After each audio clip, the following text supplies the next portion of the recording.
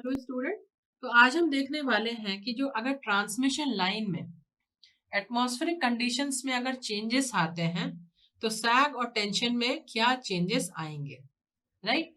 सो हम लोगों ने कई बार देखा है कि अगर कोई हिली स्टेशंस हैं या फिर कई बार जहां पर हमारी स्नोफॉल हो रहे हैं तो वहां पर ट्रांसमिशन लाइन में सैग और टेंशन में कुछ वेरिएशंस आते हैं। जैसे कि अगर मैं बात करूं कि कोई भी आपका इक्वल सपोर्ट हो सकता है या अनइक्वल सपोर्ट हो सकता है, उसके बीच में अगर आपका एक कंडक्टर है जिसमें ये जो डिस्टेंस है आपका क्या है, सैग है। ये डिस्टेंस क्या है आपका, सैग है। अब अगर इस एरिया में जहां पर भी ट्रांसमिशन लाइन है उस एरिया में अगर स्नोफॉल हो रहा है तो इस कंडक्टर के ऊपर एक आइस की एक कोटिंग आ जाएगी, आइस की एक कोटिंग आ जाएगी जिसकी वजह से होगा क्या, वेट इंक्रीज हो जाएगा। कंडक्टर का वेट क्या है, इंक्रीज हो जाएगा।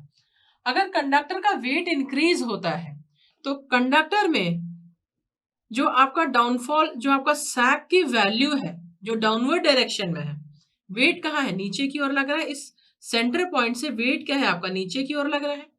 अगर आइस की कोटिंग हो गई यहाँ पे तो जो आपकी आइस की डेंसिटी है उस कंडक्टर का जो आपका एरिया है, इस पर्टिकुलर एरिया की अगर मैं बात करूं तो यहां पर कंडक्टर का कुछ एक एरिया है, कुछ सरफेस एरिया है।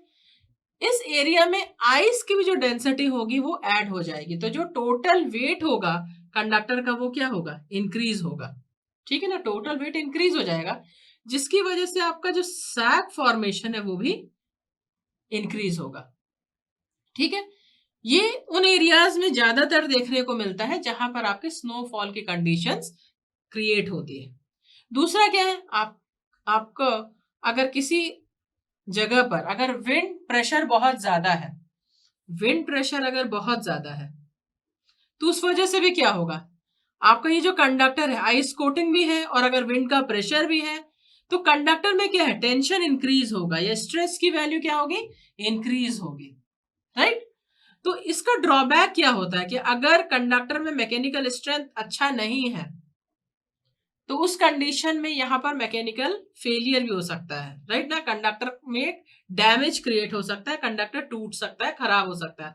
खासकर ये जो जॉइंट्स है यहां से कंडक्टर के ब्रेक होने के चांसेस ज्यादा हो जाते हैं due to this ice coating and wind pressure. तो आइस कोटिंग और विंड प्रेशर हम यहाँ पे वन बाय वन देखेंगे कि किसका क्या इफेक्ट पड़ता है सैग और टेंशन एनालिसिस में।